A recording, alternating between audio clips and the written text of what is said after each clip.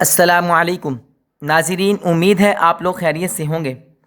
ناظرین، معاشرے میں ہر انسان پریشان حال ہے اور قرض کے بوجھ تلے دبا ہوا ہے۔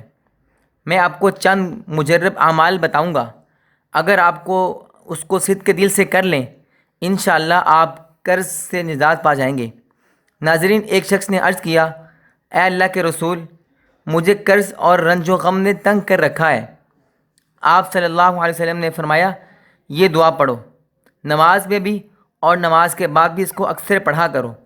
اللہم انی اعوذ بک من الہم والحزن واعوذ بک من العجز والکسل واعوذ بک من الجبن والبخل واعوذ بک من غلبۃ الدین وقہر الرجال۔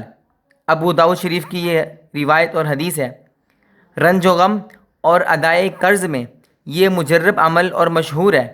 وہ شخص کہتا ہے، میں نے اسے چند روز پڑھا، مجھے رنج و غم اور قرض سے نجات ہوئی۔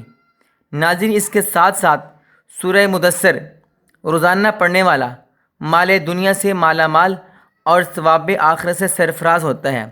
جو آدمی سورہ مدثر کو روزانہ پڑھتا ہے انشاءاللہ قرض بھی دور ہوگا اور وہ بندہ مالا مال بھی ہوگا۔ حضرت علی رضی اللہ تعالی عنہ سے ادائے قرض کی تدبیر پوچھی گئی۔ آپ رضی اللہ تعالی عنہ نے فرمایا، میں تمہیں وہ سکھاتا ہوں جو مجھے میرے آقا حضرت نبی کریم صلی اللہ علیہ وسلم نے سکھایا۔ اگر پہاڑ کے برابر بھی تجھ پر قرض ہوگا تو اتر جائے گا، اور وہ یہ ہے، اللہم اکفینی بحلالک عن حرامک واغنینی بفضلک عمن سواک۔ دوسری جگہ یہ کلمے بھی زائد لکھے ہوئے ہیں، اللہم یا غنی یا حمید یا مبدئ یا معید یا رحیم یا کریم اکفینی۔ ہر نماز کے بعد 7 بار پڑھا کرو۔ ناظرین، حضور صلی اللہ علیہ وسلم نے حضرت معاذ رضی اللہ تعالی عنہ کو ادائے قرض کے لیے 2 آیات بتائیں۔ قرآن کریم کی تیسرے پارے میں سورۃ آل عمران کی آیات ہیں، قل اللہم مالک الملک تؤتی الملک من تشاء وتنزع الملک ممن تشاء وتعز من تشاء وتذل من تشاء بیدک الخیر انک علی کل شیء قدیر تولج اللیل فی النہار وتولج النہار فی اللیل وتخرج الحی من المیت وتخرج المیت من الحی وترزق من تشاء بغیر حساب۔